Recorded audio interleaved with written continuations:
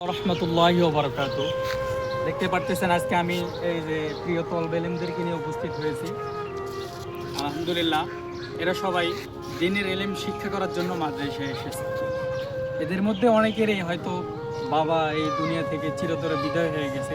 ইতিম, এদের জন্য সবাই দোয়া করবেন।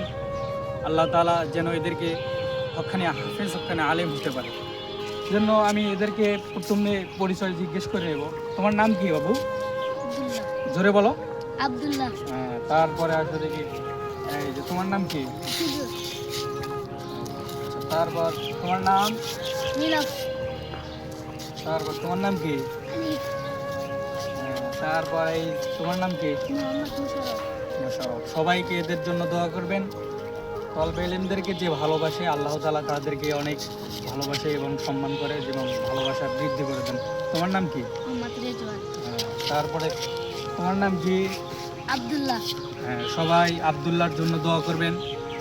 এই হচ্ছে এর বাবা, তো বেঁচে নেই। সবাই এর জন্য দোয়া করবেন। আল্লাহ তাআলা তাকে যেন বুঝ ধারণ করে এবং ভালোভাবে পড়ালেখা করতে পারে। সবাই ভালো থাকবেন, সুস্থ থাকবেন। আল্লাহ হাফেজ।